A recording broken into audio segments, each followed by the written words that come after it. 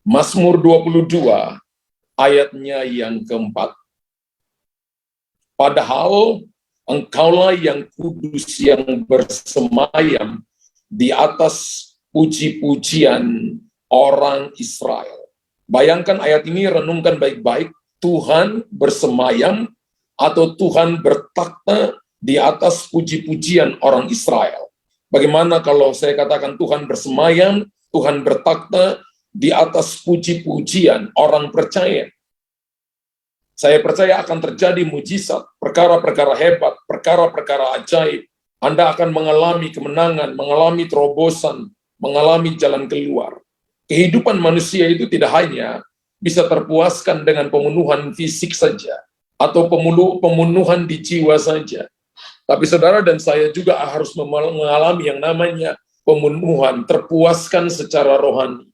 Dan hal yang bisa memuaskan Bapak Ibu secara rohani adalah ketika Tuhan tinggal dalam saudara, bertakhta di atas kehidupan kita, bersemayam di atas kita. Amin. Itu akan membuat rohani kita puas. Saya percaya bahwa manusia juga membutuhkan pemenuhan kebutuhan rohani, setuju? Ada orang yang kebutuhan jasmaninya, kebutuhan fisiknya, kebutuhan jiwanya terpenuhi, tapi dia tidak mengejar pemenuhan secara rohani. Berdoa dan memuji, serta menyembah Tuhan Yesus. Pastinya itu menjadi kebutuhan orang Kristen. Makanya ibadah minggu, ibadah tadi saja, tadi ibadah kita bisa menyembah Tuhan, kurang lebih 40-45 menit. Ada kalanya bisa 1 jam, saudara ya. Kita menyembah Tuhan, kenapa? Untuk pemuasan secara rohani. Berdoa dan menyembah Tuhan Yesus itu pastinya itu menjadi kebutuhan, saudara dan saya. Coba kalau kita datang Bapak Ibu, permintaan-permintaan kita geser dulu, lalu kita datang dan memuji Tuhan. Kita datang dan menyembah Tuhan. Saya ingat ketika anak-anak saya masih SD, masih playgroup, masih SMP dan SMA masih di rumah, saya sering pergi pelayanan ke kota-kota, dan ketika saya pulang, mereka selalu ada kalanya ada yang angkat tas saya, ada yang datang, wah papa capek ya, pici tangan. Mereka nggak minta apa-apa, terus muji, papa ganteng, papa baik, papa capek ya, papa istirahat. Mereka perhatiin, mereka cuma hanya ucapkan kata-kata pujian. Pikiran saya banyak hal, anak-anak ini mau apa ya, mau minta apa ya, padahal mereka nggak minta apa-apa. Ya, banyak kali kita datang mau minta sesuatu dari Tuhan, tapi kita nggak datang dengan pujian lebih dulu. Sehingga Bapak, Ibu, dan saya, kita perlu nunggu begitu lama. Alkitab tadi berkata bahwa Allah bertakhta di atas puji-pujian. Umat Allah, atas puji-pujian orang Israel. Apa yang dikatakan oleh Alkitab, saya percaya ya dan amin. Amin. Yang dikatakan kitab Mazmur tadi, saya percaya ya dan amin. Bahwa Allah yang kudus, Allah yang mulia, Allah yang perkasa, Allah yang adalah resource, yang adalah sumber, bersemayam dan bertakhta di atas puji-pujian umatnya.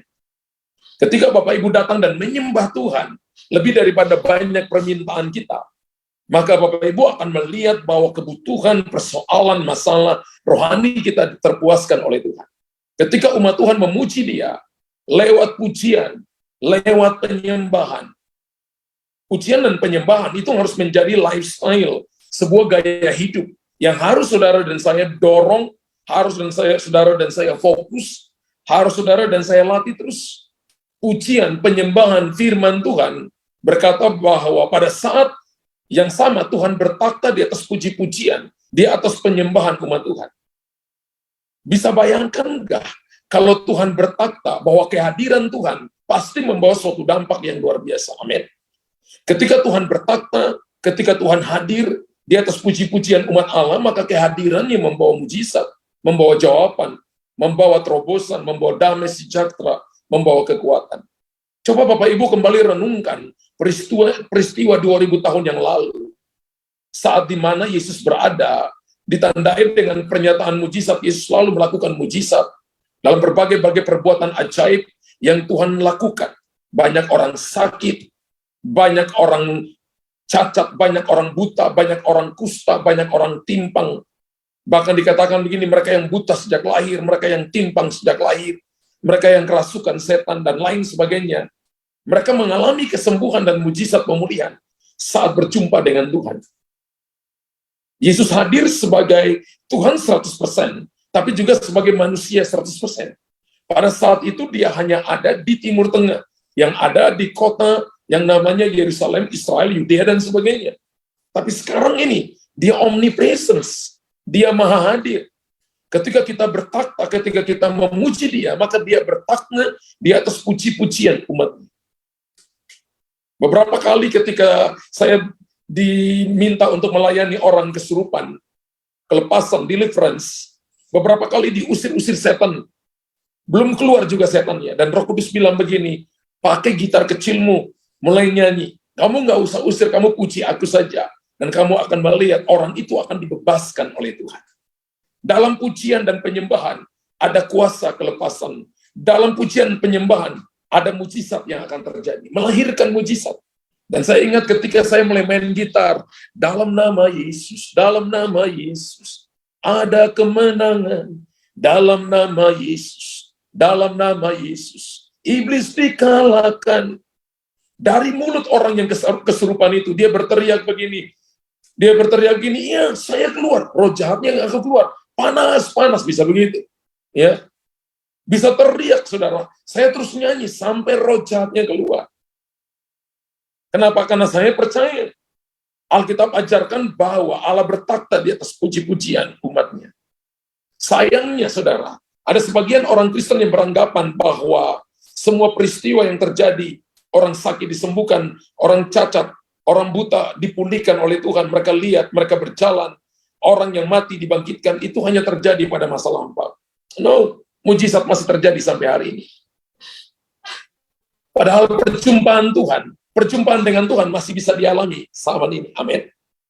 Dan salah satunya adalah melalui pujian dan penyembahan. Amin. Ya, mengalaminya dengan pujian penyembahan. Coba Bapak Ibu banyak pujian dan penyembahan. Coba kita datang ke ibadah itu lebih awal supaya kita masuk mengikuti pujian penyembahan. Pasti roh saudara akan dipuaskan. Anda akan mengalami kehadiran Tuhan, kehadiran kuasa Allah. Firman tanpa pujian itu seperti saudara dan saya kelumpuhan rohani. Kematian rohani.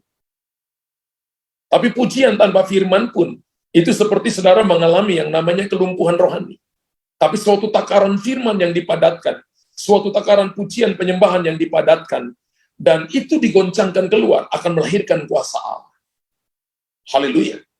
Jadi harus balance. Ada pujian penyembahan firman Allah. Maka kita akan melihat sebuah perjumpaan ilahi yang luar biasa dengan Tuhan.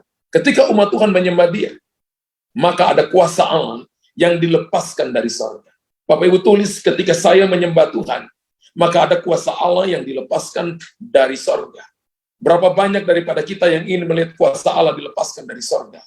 Maka yang pertama, saudara, ketika Anda menyembah Tuhan, maka itu tugasnya, tujuannya adalah mengalahkan kuasa kegelapan.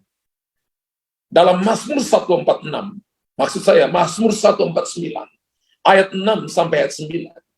Mazmur 149 ayat 6 sampai ayat 9 berkata begini, biarlah pujian pengagungan Allah ada dalam kerongkongan mereka dan pedang bermata dua di tangan mereka. Wow, untuk melakukan pembalasan terhadap bangsa-bangsa, penyiksaan-penyiksaan terhadap suku-suku bangsa, untuk membelenggu raja-raja mereka dengan rantai, dan orang-orang mereka yang mulia dengan tali-tali besi. Untuk melaksanakan terhadap mereka hukuman, seperti yang tertulis, itulah semarak bagi semua orang yang dikasihinya. Haleluya. Bapak Ibu perhatikan baik-baik, biarlah pujian pengagungan Allah ada dalam kerongkongan mereka. Biarlah dari mulut Bapak Ibu penuh dengan pujian. Di saat, saya percaya begini, di saat umat Allah memuji Tuhan dan menyembah Tuhan dengan benar, ingat loh, ada orang yang bisa hafal lagu rohani, tapi dia belum tentu penyembah Tuhan. Tuhan tidak cari kita yang hafal lagi rohani. Menurut Yohanes pasal yang keempat, Tuhan tidak cari orang yang, Tuhan tidak cari penyembahan, tapi Tuhan cari penyembah. Tuhan mencari penyembah-penyembah benar, yang menyembah Bapa dalam roh dan kebenaran, bukan penyembahan. Tapi penyembah.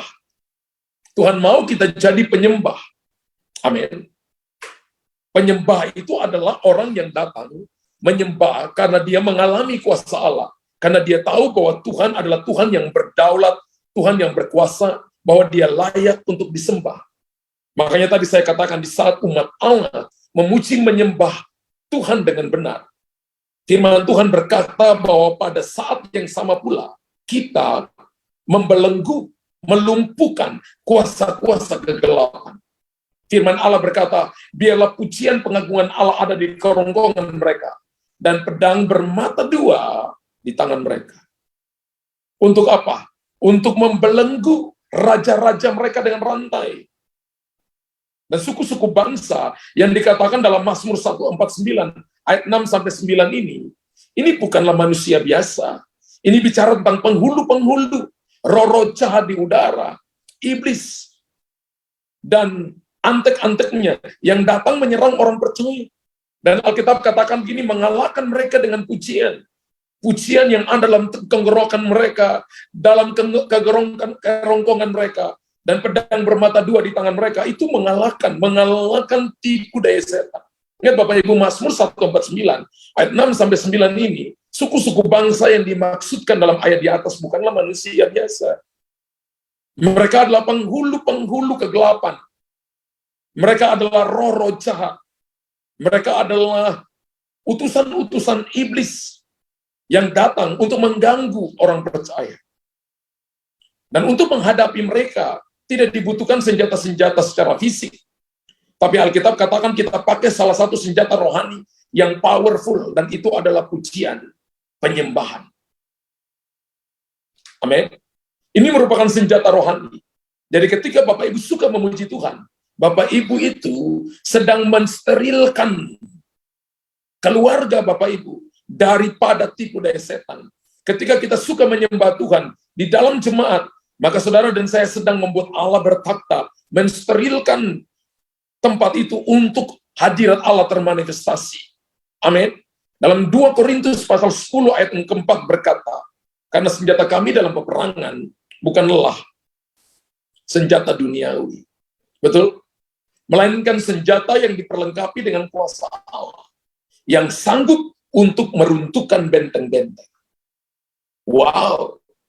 Bagaimana Yosua merubuhkan tembok Yerikho? Bukan dengan pedang, bukan dengan lembing, bukan dengan pengalaman peperangan, tapi merubuhkannya dengan pujian, penyembahan, dan sorak-sorai. Ingat loh bahwa salah satu hal yang tidak dapat dilakukan oleh Tuhan adalah dia tidak dapat memuji dirinya sendiri. Langit dan bumi diciptakan memuji dia. Tapi ketika saudara dan saya memuji dia, maka sorga harus diam 30 menit untuk menikmati pujian penyembahan saudara. Ingat malaikat yang dibuang itu adalah yang namanya setan. Adalah Lucifer atau Lucifer. Itu adalah malaikat pujian dan penyembahan. Tapi ketika malaikat itu dibuang, maka tidak ada pertobatan kepada dia. Suaranya itu lebih bagus daripada semua penyanyi-penyanyi top yang ada di dunia ini. Tapi ketika saudara dan saya menyembah Tuhan dengan hati penuh penyembahan, memuji Tuhan dengan benar, maka Alkitab berkata begini, bahwa sorga diam. Kenapa? Karena kita ditebus oleh darah Yesus. Setan tidak ditebus oleh darah Yesus. Makanya Alkitab katakan, karena senjata kami dalam perjuangan bukanlah senjata duniawi, melainkan senjata yang diperlengkapi dengan kuasa Allah, yang sanggup untuk meruntuhkan benteng-benteng. Berkali-kali ketika berhadapan dengan roh jahat dalam pelayanan yang Tuhan percayakan kepada saya, dan ketika kita nyanyi memuji Tuhan, ketika berhadapan roh jahat, ketika cuma nyanyi memuji Tuhan, terjadi manifestasi, roh-roh jahat keluar, orang-orang berteriak, roh-roh jahat tinggalkan pribadi-pribadi. Kenapa? Karena peperangan kita bukan melawan fisik yang kuat, bukan dengan kekuatan manusia, tapi dengan senjata yang diperlengkapi dengan kuasa Allah. Senjata yang diperlengkapi kuasa Allah adalah pujian penyembahan. Untuk jadi singers di gereja perlu audisi, tapi untuk nyanyi di dalam kamar sendiri nggak perlu audisi. Mungkin waktu Bapak Ibu nyanyi, terjadi gempa bumi halilintar, kilat sambung menyambung karena suaranya mungkin falas. Tapi itu tidak mengganggu. Itu tidak mengganggu Tuhan. Tuhan lihat hati yang menyembah. Ya, untuk Bapak Ibu dan saya tampil jadi singers di gereja. Kalau di gereja pun juga kalau onsite itu harus melewati audisi. Ya, kalau di kita itu mancing itu sering audisi, ambil nada kunci D, nada dasarnya D atau G. Jangan sampai dia bilang nada dasarnya D, nyanyinya di C, atau bilangnya di G, nyanyinya di A. Jadi akhirnya dia tidak bisa mengambil nada dasarnya. Ya, jadi dia nggak bisa jadi singers atau tidak bisa jadi worshiper. Tapi untuk nyanyi di rumah nggak perlu audisi kan. Kita telah dibeli dengan harga yang lunas dibayar. Masa sih Tuhan cuma cari orang yang suaranya bagus, tapi orang yang suaranya tidak bagus, tidak diterima pujiannya, kan Tuhan juga nggak begitu. Jadi Bapak Ibu dan saya bisa menyembah di rumah sendiri, bisa nyanyi sendiri, bisa memuji Tuhan sendiri dengan pujian penyembahan. Dan Bapak Ibu akan merasakan hadirat dan kuasa Allah yang luar biasa. Saya nggak lihat amin unlimited di situ. Saya nggak lihat saudara berkata haleluya di situ. Saudara yang suka memuji menyembah Tuhan, maka itu merupakan salah satu senjata peperangan yang powerful. Dan dalam doa-doa saya pribadi, 80% itu adalah pujian. Saya banyak kali lupa untuk berdoa minta. Karena saya percaya bahwa terlalu banyak hal yang saya doa sudah minta di tahun-tahun yang lalu. Hari-hari ini banyak kali ketika saya pegang gitar, 1 jam atau 2 jam mungkin saya berdoa. 85% adalah pujian. Karena saya sangat tahu Mazmur 22 ayat 4. Allah bertakhta di atas puji-pujian umatnya. Allah bertakhta ketika Anda memuji Dia. Dan itu yang tidak dapat dilakukan oleh Tuhan. Tuhan mau kita melakukannya. Ketika umat Allah memuji dan menyembah Tuhan dalam roh dan kebenaran, maka firman Allah berkata, benteng-benteng musuh runtuh dan dirobohkan. Ketika saudara dan saya berdoa, maka Tuhan yang berperang ganti kita. Kita akan melihat perkara-perkara besar. Kalau kita perhatikan di dalam 1 Samuel 16 ayat 23, ketika Daud hidup di masa pemerintahan Raja Saul, dan ketika Raja Saul kesurupan, dikuasai roh jahat, maka dipanggillah Daud. Lalu Daud datang apa? Daud datang main kecapi. Setiap kali apabila roh yang daripada Allah itu, sebenarnya ini terjemahan Alkitabnya keliru, saudara ya. Bukan roh yang daripada Allah, tapi roh yang datang karena roh jahat, yang diizinkan, oke. Tapi Tuhan tidak pernah memberikan roh jahat kepada kita. Betul? Ya. Alkitab katakan gini, dan setiap kali apabila roh yang daripada Allah itu hingga pada Saul, maka Daud mengambil kecapi dan memainkannya. Saul merasa lega dan nyaman, dan roh yang jahat itu undur daripadanya. Roh jahat itu yang hingga pada Saul, yang menguasai Saul karena ketidaktaatannya, karena pemberontakannya, itu pergi tinggalkan Saul, undur daripada Saul ketika Daud datang dan memainkan kecapinya, main gitarnya. Bisa dibayangkan bagaimana indahnya kehidupan kita, baik secara pribadi, keluarga, baik secara persekutuan, di tempat pekerjaan, ketika ada persekutuan doa di sana, tempat untuk berdoa di sana, saudara punya suasana pujian penyembahan, maka tempat usaha, tempat bisnis, tempat pekerjaan, keluarga kita, itu akan steril, saudara, dari pengaruh kuasa kegelapan. Haleluya. Amin. Ada orang yang berkata begini, Pak, saya diserang terus dengan kuasa kegelapan. Kalau kita lihat Amsal 26 ayat yang ketiga, dikatakan begini, mantra tanpa alasan itu tidak akan kena. Kalau dibolak-balik ayatnya, kalau ada alasan pasti kena. Ya, mantra tanpa alasan tidak akan kena. Kita jangan membesar-besarkan kuasa kegelapan, kita harusnya membesar-besarkan kuasa Tuhan. Amen. Kita harus rindu melihat manifestasi daripada kuasa Allah lebih daripada tipu daya setan. Karena itu ketika Bapak Ibu memuji menyembah Tuhan, maka hal yang pertama adalah mengalahkan kuasa kegelapan. Wow, ketika Bapak Ibu lakukan ini, maka kita akan melihat terobosan perkara-perkara ajaib dinyatakan atas hidup saudara dan saya. Satu waktu, saya doakan seorang yang punya ilmu kegelapan tinggi, saudara. Ketika dia lihat saya, awalnya saya nggak kenal dia. Tapi saya doakan muridnya, dia tinggal di bagian timur, sedangkan saya ada di bagian selatan. Dia bisa naik kendaraan, datang dan tepat di gereja. Di depannya dia teriak-teriak, nari-nari dengan kaki telanjang, saudara. Satpamnya tanya, kenapa Pak? Ada yang mencoba mengambil murid saya. Dia tahu. Satpam lapor ke saya lagi layani muridnya. Satpamnya lapor, Pak Pendeta, ada orang yang cari, katanya ini muridnya. Saya katakan, bilang aja tunggu. Saya layani muridnya dibebaskan roh jahat. Saya keluar ketemu dengan orangnya. Ketika dia lihat saya, dia tetap nari-nari, dia teriak-teriak, dia baca mantranya. Dan ketika saya katakan, dalam nama Yesus, dia terguling-guling. Saudara, dia guling-guling di bawah. Dia histeris, dia katakan, ilmumu tinggi. Saya katakan, mau ketemu dengan saya? Kemudian dia katakan, mau. Ketika ketemu kami berdua, saudara, saya tanya ilmu Bapak, yang paling tinggi apa? Dia kasih tahu satu jenis ilmu. Dan saya katakan, kalau Bapak pakai, dilepaskan, jadinya seperti apa? Dia katakan, kalau itu ke pohon pisang, maka itu akan jadi debu. Saya katakan, masih hafal mantranya dengan utuh? Dia katakan, masih hafal mantra. Lalu saya katakan begini, Bapak tadi bilang ilmu saya tinggi, saya nggak punya ilmu. Tapi saya hanya cuma punya nama Yesus. Tuhan Yesus Kristus, dialah nama di atas segala nama. Sekarang hafal mantra Bapak, lepas ke saya. Dia katakan, jangan main-main. Saya bilang, enggak, saya serius. Saya akan buktikan kepada Anda bahwa nama Yesus itu di atas segala nama. Kami berdua berhadapan dalam satu ruangan, saudara. Lalu akhirnya, dia mulai hafal mantranya. Ketika dia hafal mantranya, mata hitamnya nggak ada, tinggal mata putih saja. Ketika dia lepaskan mantranya kepada saya, dia bisa salto 3 langkah ke belakang. Darahnya keluar dari telinga, darahnya keluar dari hidungnya, darahnya keluar dari mulutnya.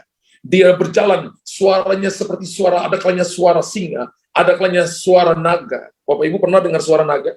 Saya juga belum pernah dengar. Saya dengar dari film-film Cina itu loh, saudara. Ya, tapi saya dengar suara seperti itu, mendesis seperti ular naga. Dia datang dan ketika saya katakan dalam nama Yesus, dia terguling-guling. Sampai akhirnya dia katakan, ya saya mau keluar, saya mau keluar. Dan saya ajak dia terima Yesus. Dan sekarang ini, saudara, kemudian dia bertobat dibaptis, sekarang ini jadi pendeta. Saya tanya kepada dia begini, siapa yang paling hebat? Dia katakan, Tuhan Yesus, Pak Pendeta. Tuhan Yesus yang paling hebat. Saudara dengar baik-baik. Berkali-kali, beberapa kali saya ketemu orang satu waktu. Ya, saya naik mobil angkot, saudara. Ada orang lagi ngerokok. Saya nginjili itu orang. Dia matiin rokoknya. Dan ketika saya turun, dia ngikut saya. Dan dia berkata kepada saya, ilmu Bapak tinggi sekali. Saya lihat dia, saya juga kaget. Saya nggak pakai ilmu mantra. Tapi kenapa dia bisa bilang ilmu saya tinggi? Dan Roh Kudus kasih tahu, memang dia pakai mantra. Dia bisa lihat dalam dunia roh dan dia tahu kamu miliki aku, kamu punya aku dalam kamu. Dia lihat bahwa ada sesuatu yang lebih daripada dia. Dia ikut saya. Saya ingat waktu itu, ini sudah ceritanya lama, tiba-tiba ingat. Saya pergi ke rumah, waktu itu masih pacaran dengan istri saya. Saya pergi ke rumah, dia ikut, saudara. Dan dia tetap katakan begini, ilmu kamu tinggi. Saya katakan saya nggak punya ilmu, saya cuma punya Yesus. Karena dia baru ketemu dengan saya, baru kenalan hari itu di dalam mobil angkot. Saya suruh dia berdiri, saya doa, dia jatuh, terjadi manifestasi. Saya tanya gini, Bapak pakai kuasa kegelapan? Iya, dia pakai kuasa kegelapan, pakai mantra. Hari itu bertobat, dia lepaskan semuanya, saya doakan, ternyata dia yang selalu berlayar dengan kapal dan sebagainya. Dan dia katakan, saya pakai ini untuk jaga diri. Saya bilang, itu nggak mungkin jaga kamu. Tapi Yesus yang sanggup jaga kamu. Dan dia dibebaskan oleh Tuhan.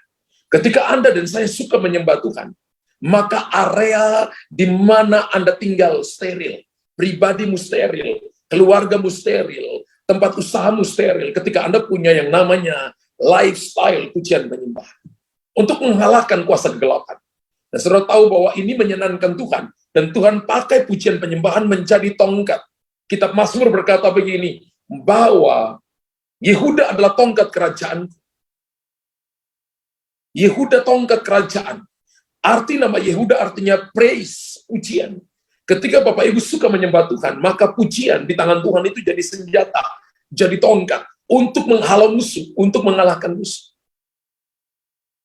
Wow. Yang kedua adalah begini. Yang kedua kita belajar. Haleluya. Ketika Bapak Ibu suka menyembah, memuji Tuhan untuk melahirkan mujizat, maka kita akan mendapatkan yang namanya Sophia. Mama saya tuh nama Sophia itu bahasa Yunani ya. Sophia itu artinya pewahyuan. Ya. Sophia itu artinya pewahyuan. Kita akan mendapatkan pewahyuan dari Tuhan. Tujuan pewahyuan itu bukan untuk supaya orang bilang bahwa kita lebih hebat dari orang lain. No. Tujuan pewahyuan itu supaya saudara dan saya bisa mengurai keadaan situasi yang tadinya tidak ada jalan keluar, yang tadinya tidak lihat jalan, yang tadinya musuh menutupi semua jalan. Tuhan bisa kasih Bapak Ibu hikmat, Tuhan bisa kasih Bapak Ibu pewahyuan untuk Bapak Ibu bisa melewatinya. 2 Raja-Raja 3 ayat 15 sampai 19. Kita lihat dalam 2 Raja-Raja 3 ayat 15 sampai 19.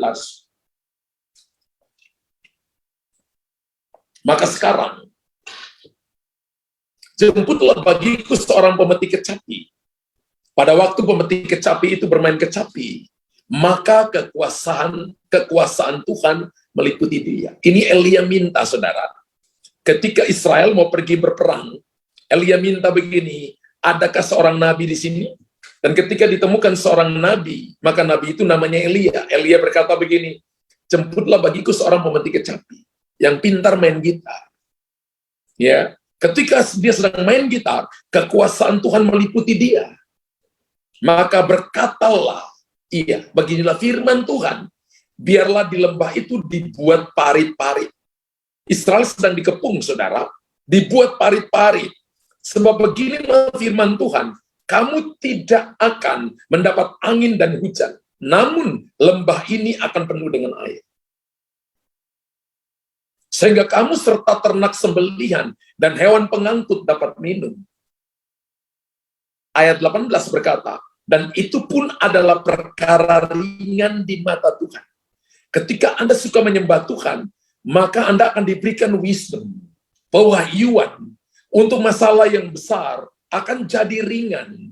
Kenapa? Karena Tuhan men-take over musuh, mengangkat kuk palsu dan memberikan kepada Anda kuk yang enak dan ringan. Itu pun adalah perkara ringan di mata Tuhan.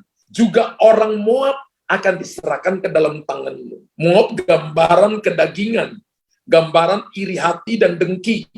Kamu akan memusnahkan segala kota yang berkubu dan segala kota pilihan. Kamu akan menumbangkan segala pohon yang baik. Kamu akan menutupi segala mata air. Dan kamu akan merusakkan segala ladang yang baik dengan apa? Batu-batu. Ayat ini sebenarnya menceritakan di tengah-tengah. Israel sedang menghadapi kekurangan air. Kepungan musuh yang lebih hebat dari mereka. Maka Yosafat yang hatinya melekat kepada Tuhan, meminta sekutunya kerajaan Israel, kerajaan selatan, kerajaan utara. Kerajaan selatan itu Yehuda, saudara ya. Kerajaan utara itu adalah Israel. Ini terpecah setelah pemerintahan Salomo, saudara ya. Kerajaan selatan itu dekat di bawah dengan Mesir. Ya. Kerajaan utara ke atas itu dekat dengan Suriah, Libanon, gitu ya. Dan mereka sedang bersekutu. Tapi Yosafat yang dekat dengan Tuhan berkata begini, saya minta mencari nabi Tuhan. Ketika Bapak Ibu ada dalam masa-masa sulit, Tuhan bisa pakai nabi Tuhan bicara kepada saudara. Datang dengan kerinduan dengar firman Tuhan. Datang dengan hati yang hari ini Tuhan bicara kepadaku. Hari ini Tuhan, aku mau dapat sesuatu dari firman Allah. Maka saya percaya Anda akan dapat hikmat di situ. Anda akan dapat pengertian di situ. Dan ketika mereka berjumpa dengan Elia, Nabi Tuhan pada waktu itu, mereka diperintahkan untuk mencari pemain kecapi. Elia minta pemain kecapi. Wow, Tuhan bisa pakai pemain kecapi untuk membawa sebuah hikmat Allah. Ketika Anda mendengar pujian penyembahan, lagu, nyanyian yang dinyanyikan, itu bisa menjadi sebuah pewahyuan kepada saudara.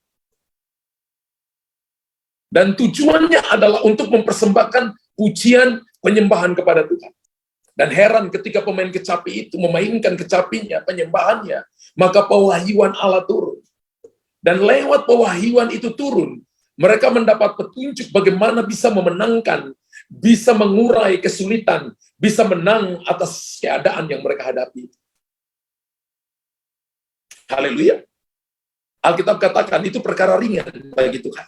2 Raja-Raja 3:18 berkata, dan itu pun adalah perkara ringan di mata Tuhan. Hari ini kalau saudara berkata, masalahku berat, persoalanku banyak. Apakah ini bisa diselesaikan? 2 Raja-Raja 3:18 berkata, itu adalah perkara ringan di mata Tuhan. Ketika Bapak Ibu datang menyembah Dia dengan roh dan dalam roh dan kebenaran. Ketika Bapak Ibu datang dan berkata begini, Engkaulah Raja, Engkaulah Tuhanku, Engkaulah kekuatanku, Engkaulah pencunanku. Anda menyanyikan mazmur, menyanyikan pujian di hadapan Tuhan. Anda nggak minta apa-apa, Anda cuma datang dan serahkan segala pengagungan dalam pujian penyembah. Ada orang berkata begini, Pak, bagaimana saya mesti nyanyi, Pak? Misalnya saya bicara, ini bisa dijadikan lagu. Ya, kami menyembah-Mu Tuhan, Engkau Bapa yang baik, Bapa yang ajaib, pimpin kami dalam situasi ini. Kami percaya tidak menghancurkan kami. Kami percaya Engkau menolong dan memberi jalan.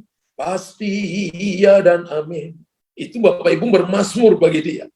Ketika Bapak Ibu datang dengan pujian seperti itu, tidak ada satu perkara pun yang sukar, yang tidak bisa dipecahkan oleh Tuhan. Semuanya akan jadi enak dan ringan. Berapa banyak Bapak Ibu yang percaya semua perkara itu mudah bagi Tuhan? Tulis di kolom komentar, semua perkara itu mudah bagi Tuhan. Jadi kalau Bapak Ibu mau lihat semua perkara itu mudah bagi Tuhan, datanglah menyembah dan memuji Dia. Ingat, saya tidak katakan bahwa semua perkara diangkat dari saudara. Itu berarti Bapak Ibu dan saya harus melewati jalan yang namanya mati. Ya. Tidak, Tuhan nggak angkat masalah. Kita menanggungnya. Tapi saudara dan saya, itu perkara mudah. Tuhan memberikan kepada kita jalan keluar. Dan saya percaya kalau semua perkara mudah bagi Tuhan, harusnya hidup ini indah. Betul? Betapa indahnya hidup yang mengandalkan kemampuan Tuhan, yang menjadikan yang sulit jadi mudah, yang menjadikan yang tidak ada jalan, yang menjadikan yang tadinya rasanya terbatas menjadi tidak terbatas, yang tadinya orang pikir saya akan hancur, ternyata Anda dibawa naik pada perkara-perkara besar. Karena itu harus menjadikan pujian penyembahan sebagai gaya hidup sehari-hari, harus menjadikan ini lifestyle. Ingat, gaya hidup beda dengan hidup gaya. Oke. Tulis di kolom komentar, gaya hidup beda dengan hidup gaya. Hidup gaya itu mengikuti tren. Model rambut, model baju, mengikuti tren. Betul? Kalau kita nggak berpakaian seperti itu, kita katakan kita kehilangan, kita tidak mengikuti perkembangan zaman. Orang berkata ini adalah new era, atau era yang baru. Ya, nggak apa-apa. Kita boleh mengikuti, tapi yang penting kita punya gaya hidup yang selalu menyenangkan Tuhan. Amin. Dan saya percaya orang yang hidup dengan gaya hidup seperti ini tidak akan kekurangan hikmat. Contoh, kita lihat gini, semua perkataan lagu, perkataan pujian yang dinyanyikan oleh semua orang setiap hari Minggu, rasanya itu sudah disebutkan oleh seorang pemazmur yang disenangi di Israel yang namanya Daud. Daud itu memuji Tuhan satu hari 7 kali. Entahkah dilempar tombak, entahkah lari dalam persembunyian bukit-bukit batu, entahkah diturunkan pangkatnya, entahkah dia diperlakukan dengan tidak adil, entahkah taktanya diambil, tapi dia tetap memuji Tuhan satu hari 7 kali. Tuhan memberikan kepadanya hikmat, sehingga dia tahu bahwa semuanya ini mudah bagi Tuhan. 1 Raja-Raja 3 ayat 4 dan 5, 1 Raja-Raja pasal 3 ayat 4 dan 5, ingatlah, hikmat Allah itu turun atas Salomo setelah ia mempersembahkan korban bakaran kepadanya. 1 Raja-Raja 3 ayat 4, 5. Kemudian lompat ayat yang ke-12. 1 Raja-Raja. Tolong tunjukkan 1 Raja-Raja pasal 3 ayat 4.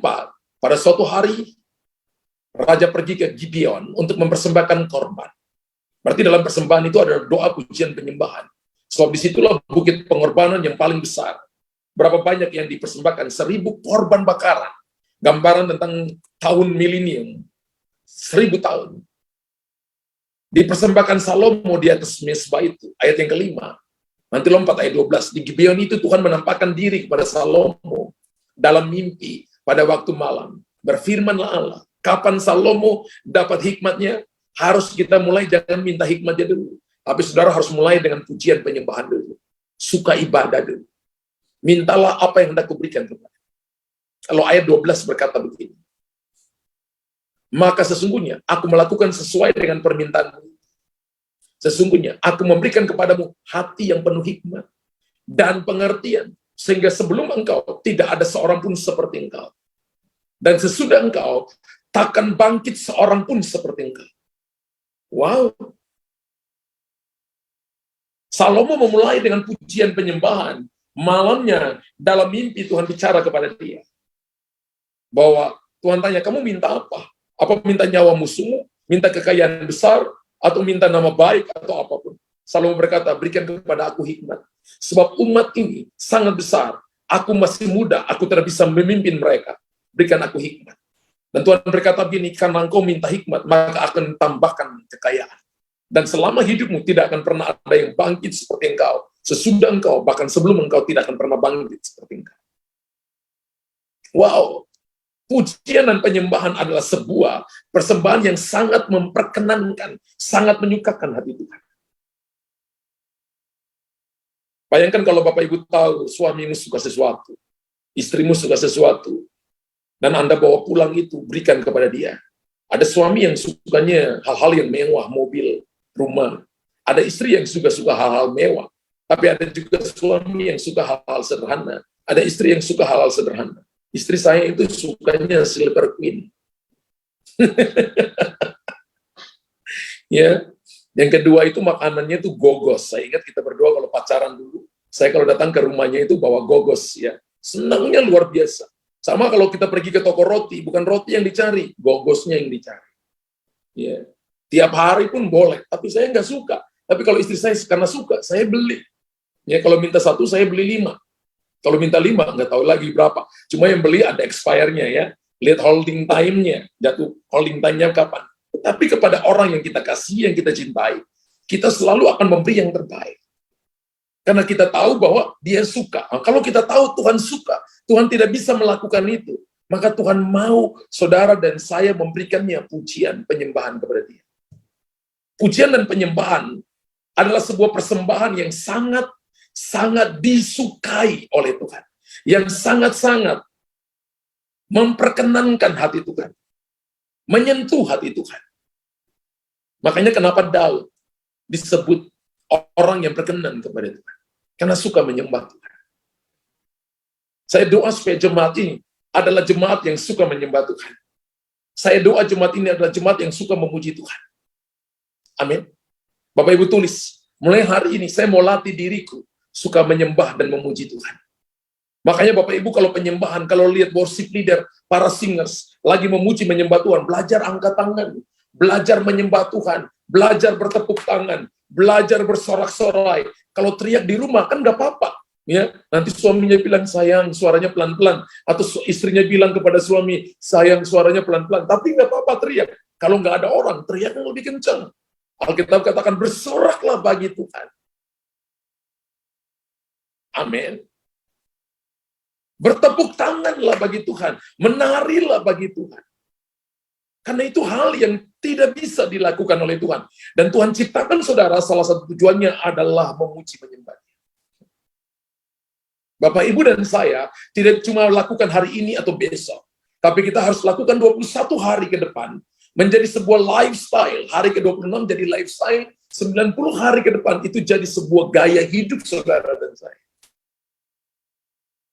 Dan saya percaya bahwa ketika umat Tuhan mempersembahkan pujian penyembahan, maka hikmat Allah akan turun melimpah atas saudara dan saya.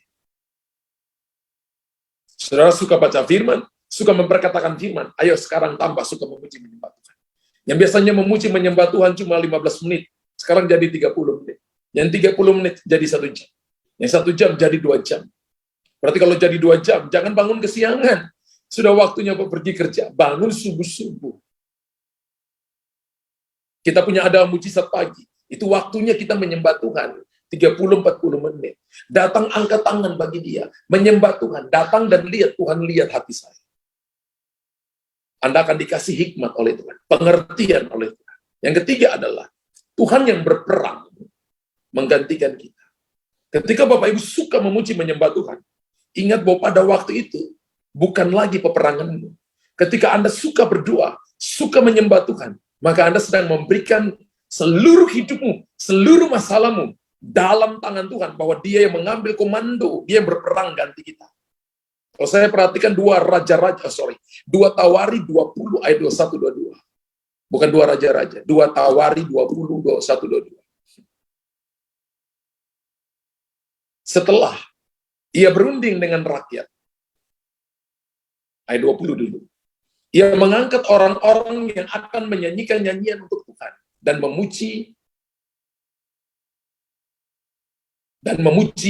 Tuhan dalam pakaian kudus yang semarak pada waktu mereka keluar di muka orang-orang bersenjata sambil berkata, nyanyikanlah nyanyian syukur bagi Tuhan, bahwasannya untuk selama-lamanya kasih setianya. Wow, ketika mereka mulai bersorak-sorai dan menyanyikan nyanyian pujian, dibuatlah Tuhan. Tugas Israel pada waktu itu, tugas Yehuda pada waktu itu, hanya memuji Tuhan dan bersorak-sorai, lalu Tuhan buat penghadangan terhadap Bani Amon dan Bani Moab. Dan orang-orang dari pegunungan Seir yang hendak menyerang Yehuda, sehingga mereka terpukul kalah. Saudara dengar baik-baik. Ini peperangan rohani. Ingat, musuh kita bukan darah dan daging. Tuhan pakai orang, setan juga pakai orang. Tempat tinggal setan yang paling enak adalah manusia. Kalau rumah, itu cuma sebuah rumah, dia nakut-nakutin orang. Kalau itu sebuah pohon, sebuah batu, dia hanya nakutin orang. Tapi kalau manusia bisa berkeliaran kemana-mana. Tuhan juga bisa pakai orang untuk membawa kemuliaan dan kuasanya melalui pujian dan penyembahan. Tuhan bisa pakai pujian penyembahan di mulut saudara, itu menjadi alat untuk Tuhan memberikan kepada saudara dan saya kemenangan besar. Dan 2 ayat di atas, dalam 2 Tawari 20, 21, 22, mengatakan ketika umat Tuhan menaikkan pujian, penyembahan, maka Tuhan mengadakan penghadangan terhadap musuh-musuhnya. Dengan kata lain begini, bahwa ketika kita memuji menyembah Tuhan, maka Allah itu siap ganti kita. Karena kalau kita baca perjanjian lama, kita nanti lihat perjanjian baru, bahwa ketika umat Allah terdesak, mereka yang hidup benar, mereka yang beritakan Injil, melakukan kebenaran, hidup benar, tapi pilih tetap memuji Tuhan, maka sorga diutus, sorga diperintahkan turun, kuasa Allah diperintahkan turun, pintu-pintu penjara dibuka, rantai-rantai gugur di tangan dan di leher kaki mereka. Kenapa? Karena Tuhan yang berperang. Tuhan yang berperang. Dan cara Tuhan berperang jelas berbeda dengan cara kita, kan Bapak Ibu. Cara Tuhan berperang sangat efektif. Bahkan meraih hasil lebih besar daripada cara kita. Setuju? Dan musuh-musuh yang ditakuti oleh Yosafat dan Raja Israel, Alkitab katakan dikalahkan dengan mudah tanpa keterlibatan Yosafat dan sekutunya Raja Israel. Alasannya begini, saking senangnya, Tuhan ini kamu duduk saja, nyanyi aja, nyenangkan hatiku, aku yang berperang. Wow, mengapa Tuhan kita begitu senang ketika kita menaikkan pujian penyembahan? Dalam saudara dan saya menghadapi masalah sulit, jawabannya sederhana, supaya kita tidak terjebak dengan persungutan, tidak terjebak dengan perkataan-perkataan negatif, yang akhirnya membuat setan punya akses menyerang saudara, dan membuat kita menjadi orang yang lemah, yang mudah diserang oleh musuh. Itu yang membuat sehingga 3 juta orang yang keluar dari Mesir, mereka berhenti di padang gurun, karena alasannya bersungut-sungut. Kalau nggak salah 1 Korintus 10 ayat 10, salah satu dosa yang menghalangi mereka, karena ada 4 dosa. Yang pertama itu adalah dosa penyembahan berhala, Yang kedua adalah dosa ketidaktaatan. Ya. Yang ketiga adalah dosa perzinahan, dan keempat adalah sungut-sungut. 1 Korintus 10 ayat 10 berkata, dan janganlah bersungut-sungut seperti yang dilakukan oleh beberapa orang dari mereka, sehingga mereka dibinasakan oleh malaikat maut. Ketika kita sungut-sungut, maka Bapak Ibu berhadapan dengan malaikat maut. Menyalakan keadaan, menyalakan situasi, merubah pujian jadi kutuk, merubah pujian menjadi kata sia-sia, merubah situasi yang Bapak Ibu nggak tahu nanti akan jadi seperti apa, karena kita cuma rasa, kita cuma lihat, lalu kita ngomong sembarangan, maka Bapak Ibu tidak melihat kemenangan. Alkitab katakan, satu generasi yang salah satunya penyebabnya membuat mereka berhenti di padang gurun adalah sungut-sungut. Saya sebut sungut-sungut adalah dosa Mesir. Sungut-sungut adalah dosa Mesir. Dan ingat baik-baik bahwa Alkitab katakan tulis ini menjadi peringatan bagi kita. Dalam 1 Korintus pasal 10, kalau Bapak Ibu lihat dari ayat 4, Alkitab berkata tulis ini menjadi sebuah peringatan bagi kita. Jangan Alkitab katakan dari ayat yang keempat, dari 1 Korintus 10, ayat yang keempat berkata, ini jadi sebuah peringatan bagi kita yang hidup di masa ini. Sekalipun kita sudah dibaptis, Tuhan bicara bukan kepada orang yang belum bertobat. 1 Korintus 10 bicara kepada kita yang sudah bertobat, kepada kita yang sudah mengerti kebenaran firman.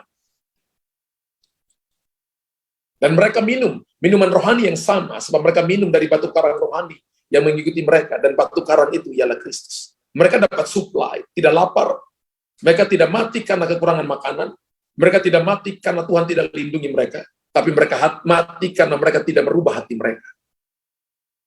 Sungguh pun demikian, Allah tidak berkenan kepada bagian terbesar dari mereka, karena mereka ditewaskan di padang gurun. Ayat 6 berkata begini, semuanya ini terjadi sebagai contoh bagi kita, untuk memperingatkan kita. Tolong di bold ini. Semuanya ini terjadi sebagai contoh bagi kita, untuk memperingatkan kita, supaya jangan kita menginginkan hal-hal yang jahat, seperti yang telah mereka perbuat. Ayat yang ke-7 berkata, supaya jangan kita menjadi penyembah-penyembah berhala. Yang pertama, penyembah berhala. Sama seperti beberapa orang dari mereka, sebab ada tertulis, maka duduklah bangsa itu untuk makan dan minum, kemudian bangunlah mereka dan bersukaria. Ayat 8 berkata, yang kedua, janganlah kita melakukan percabulan. Dosa yang kedua. Seperti yang dilakukan beberapa orang dari mereka, sehingga pada satu hari telah tewas 23.000 orang.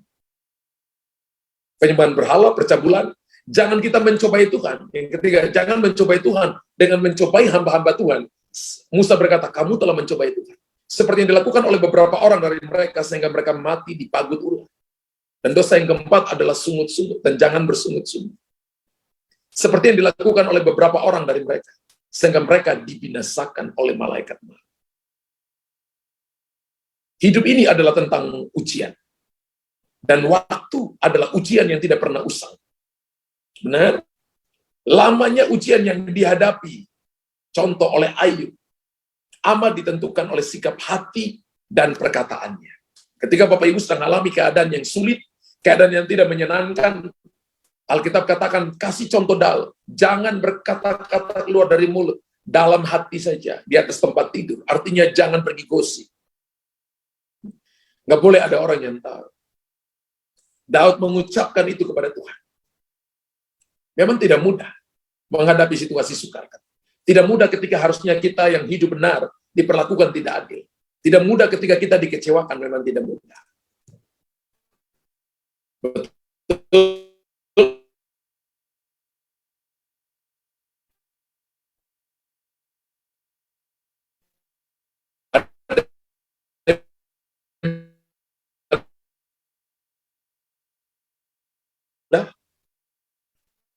Tidak mudah seperti bisnisnya, anaknya dalam satu hari menyalahnya.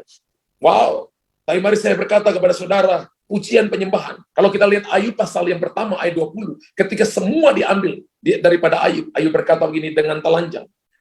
Aku datang dengan telanjang, aku pulang. Terpujilah nama Tuhan. Terjemahan Alkitab King James berkata, lalu menyembahlah Ayub. Mungkin semuanya boleh nggak ada pada saudara, tapi kita nggak boleh kehilangan penyembahan, nggak boleh kehilangan pujian. Mungkin hari ini Bapak Ibu belum dapat omset yang paling baik, pekerjaan yang paling baik, jawaban doa belum datang. Saudara dan saya tidak boleh kehilangan pujian penyembahan. Tulis di kolom komentar, hari ini saya belum dapat jawaban. Hari ini saya belum lihat jalan keluar. Hari ini saya belum lihat pertolongan. Bukan berarti bahwa saya bukan berarti saya harus berhenti menyembah Tuhan, tidak. Alkitab katakan Ayub masih tetap worship di hadapan Tuhan. Wow, Tuhan mau saudara dan saya. Firman Tuhan mengajarkan kita. Dan ini maunya Tuhan. Untuk pujian dan penyembahan di tengah-tengah situasi sesulit apapun. Dan hasilnya akan membuat kita kagum. Kalau Bapak Ibu perhatikan Ayub pasal 42, Tuhan pulihkan Ayub satu-satu. Di mana setan serang dia 4 hal. Tuhan juga pulihkan 4 hal dalam hidup Ayub. Tuhan pulihkan dulu ibadahnya. Tuhan pulihkan kembali bisnisnya. Tuhan pulihkan keluarganya, dapat 10 anak. Dan Tuhan pulihkan Ayub, kulitnya kembali seperti kulit anak remaja. Dia masih hidup dan lihat 3 generasi dari anak-anaknya lahir. Wow. Kalau nggak salah dia masih hidup 300 tahun lebih lagi. Setelah dia sakit. Dan semua penderitaannya dia cerita kepada anak-anak. Dari mulutnya tetap ada pujian. Amin. Ada banyak orang Kristen yang saya lihat. Ketika dia datang cari Tuhan, dia hanya cuma datang cari jawaban. Ketika dia tidak datang di ibadah, dia tidak dapat di ibadah itu, dia cari kemana-mana.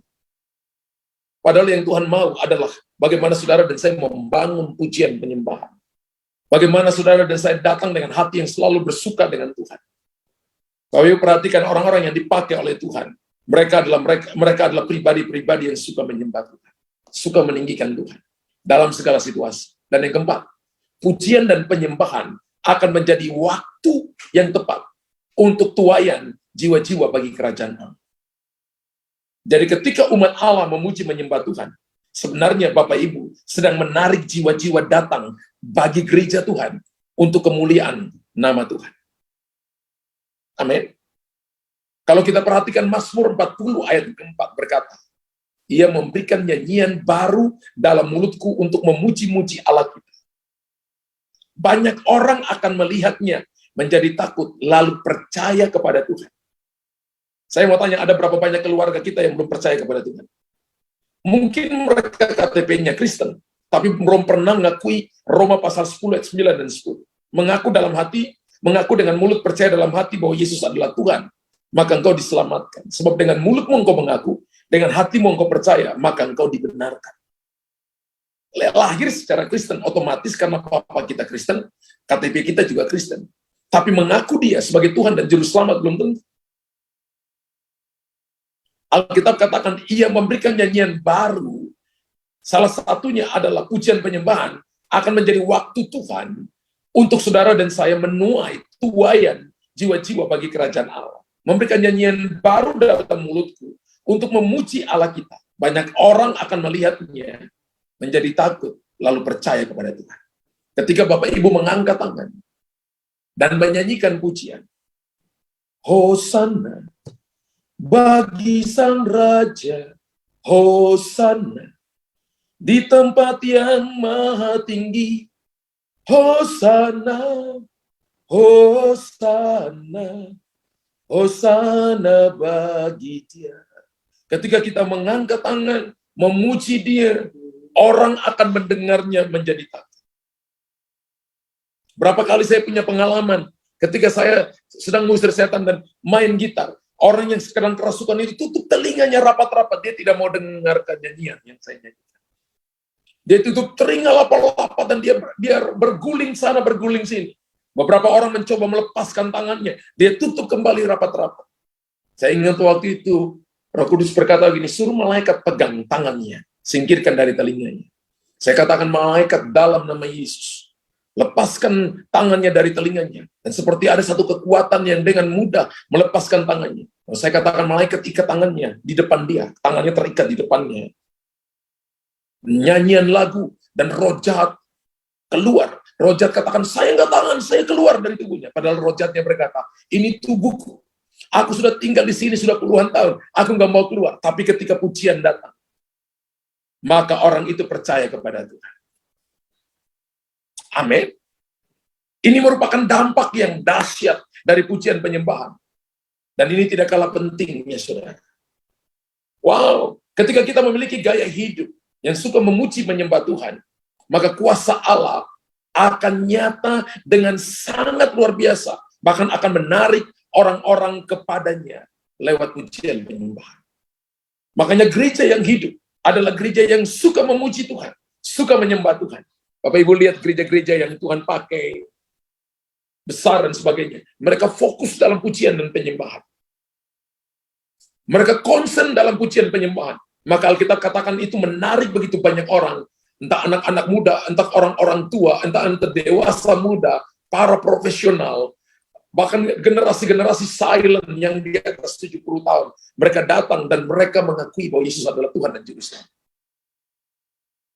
Apa yang saya katakan kepada Bapak Ibu di sini adalah pujian penyembahan yang benar. Bukan cuma asal nyanyi lagu rohani, tapi pujian penyembahan yang benar. Pujian penyembahan yang benar adalah pujian yang datang dari hati orang yang sudah dibenarkan. Dari hati orang yang sudah ditebus oleh darah Kristus. Yohanes pasal 12 ayat 32 berkata, dan apabila aku ditinggikan di bumi, dari bumi, aku akan menarik semua orang datang padaku. Ditinggikan dengan apa? Pujian. Apabila aku ditinggikan dari bumi, aku akan menarik semua orang datang kepadaku. Pujian adalah salah satu kita meninggikan nama Tuhan. Penyembahan adalah salah satu pengakuan kita bahwa Dia adalah Tuhan yang sanggup melakukan jauh melampaui yang bisa kami kerjakan. Pengakuan dan pengagungan ini harus kita bawa di dalam sebuah worship, penyembahan, praise kepada Tuhan. Dan saya percaya Bapak Ibu akan melihat perkara-perkara besar. Tidak ada satu orang pun bisa datang kepada Bapa jika bukan Roh Allah yang menariknya. Betul? Benar? Jangan pernah kita melegalkan, menobatkan orang dengan kekuatan manusia. Jangan. Berkali-kali saya katakan saya cuma hamba yang tidak berguna. Satu waktu nanti ketika Bapak Ibu dipakai oleh Tuhan, bold ini, bahwa kita cuma hamba yang tidak berguna. Bahwa kalau Tuhan bisa pakai kita, itu anugerah. Dan kita harus akui kepada semua orang. Itu anugerah kalau Tuhan bisa pakai saya. Kalau Tuhan bisa pakai saudara, one day, bahkan hari ini Tuhan bisa pakai saudara, itu anugerah. Kita tidak boleh menobatkan kita sebagai orang ini, bahkan lebih penting, sepertinya kita terlalu lebih penting dari Tuhan. Menghormati hamba Tuhan wajib, Alkitab ajarkan. Menghormati hamba Tuhan wajib. Jangan juga mengusik hamba Tuhan, yes, Alkitab ajarkan. Tapi tidak boleh sampai menobatkan seseorang melebihi daripada apa yang harus kita berikan kepada Tuhan. Memuji seseorang melebihi apa yang kita berikan kepada Tuhan, nggak boleh. Saudara, Alkitab katakan, jangan kamu menerima banyak pujian karena tidak baik untuk kamu. Haleluya. Kuasa Allah akan menarik orang datang kepadanya melalui kehidupan yang penuh dengan pujian dan penyembahan kepada Tuhan. Wow. Berapa banyak saudara yang berkata bahwa saya mau memuji Tuhan. Itu berarti orang yang hidup dalam pujian penyembahan akan berbuah secara rohani. Saudara, 4 hal ini saya share kepada Bapak Ibu. Ketika umat Tuhan menyembah Dia, maka ada kuasa yang dilepaskan dari surga. Yang pertama, kuasa untuk mengalahkan kuasa kegelapan. Kedua, kuasa untuk kita menerima pewahyuan dari Tuhan. Yang ketiga, kuasa supaya saudara dan saya tidak berperang, tapi Tuhan yang berperang ganti kita. Yang ketiga, supaya kita menerima tuaian beribu-ribu laksa di dalam tempat kita ini. Supaya kita menerima tuaian beribu-ribu laksa. One day nanti, saya lagi doa, supaya satu waktu nanti kita akan punya malam pujian penyembahan. Berapa banyak yang siap? Ya, bahkan one day nanti secara online, kita mungkin akan adakan yang namanya doa semalaman. Anda bisa duduk doa semalaman. Beberapa kali kita lakukan doa semalaman. Sudah lama kita nggak lakukan karena situasi ini. Nggak kumpul-kumpul, tapi belakangan ini sepertinya Roh Kudus dorong saya terus untuk ini. Makanya malam ini saya khotbah tentang ini untuk Bapak Ibu. Karena saya percaya begini, ada banyak hal yang tidak sanggup kita kerjakan. Ada banyak hal yang tidak mampu kita lakukan. Ada banyak hal yang tidak mampu kita lihat. Tapi ketika kita menyembah, memuji Tuhan, maka Tuhan mempermudah semuanya itu bagi kita. Amin. Menolong kita, karena Dia suka dengan pujian. Tulis, Yesus suka dengan pujian.